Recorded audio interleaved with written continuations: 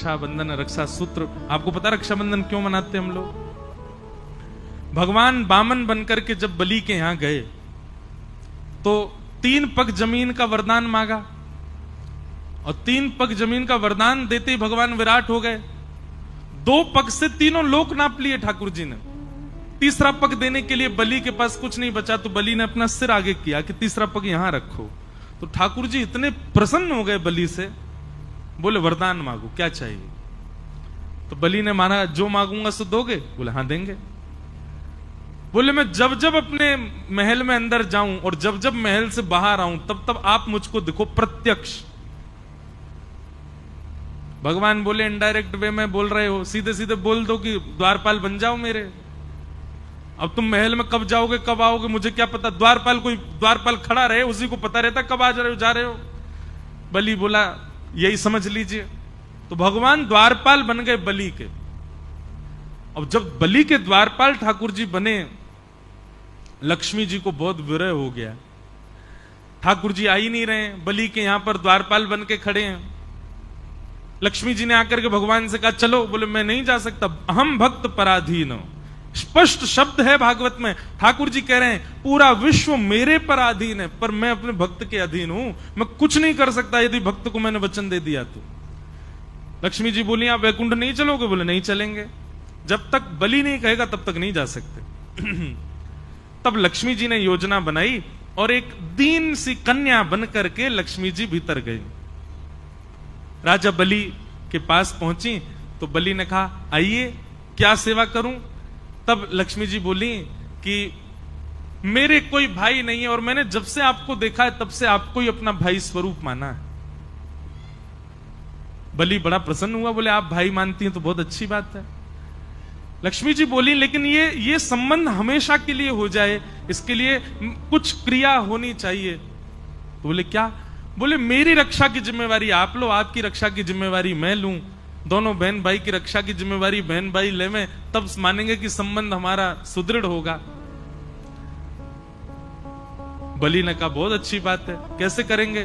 बोले तो एक काम करते हैं, हम एक सूत्र आपके हाथ में बांध देते हैं, जैसे आजकल मॉडर्न वे में उसको फ्रेंडशिप बैंड कह देते हैं, या फिर अपने प्रेम का द्योतक हम कुछ ना कुछ भी दे देते हैं। एंगेजमेंट पे अंगूठी पहना देते हैं, किसी से प्रेम हो उसको गले में हार पहना देते हैं। ऐसे ही अपने प्रेम के लिए हम कुछ भी अर्पित करते हैं।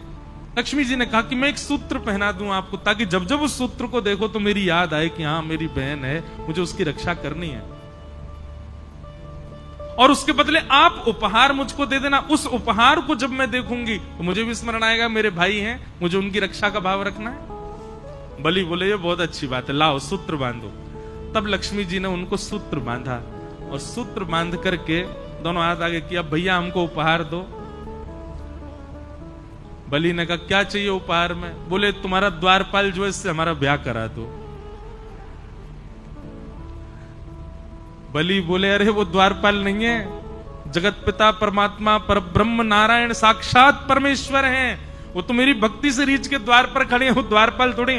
बाहर से ठाकुर जी झांक के देख रहे हैं अंदर क्या चल रहा है, मुझे आज बरी करके ले जाएगी कि नहीं। बेचारे ठाकुर जी वहीं खड़े हैं बलि के यहां।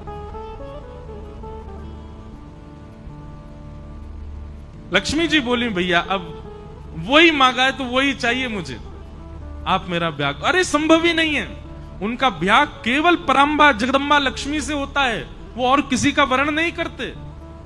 ये कहते ही वो कन्या लक्ष्मी के रूप में प्रकट हो गई। बोले मैं लक्ष्मी ही हूं, आपने लक्ष्मी के हाथों से सूत्र धारण करवाया है, मैं आपकी सदा के लिए बहन हो गई हूं। अब कृपा करके मेरे प्राणनाथ को मुझे वापस करके और भेज दो।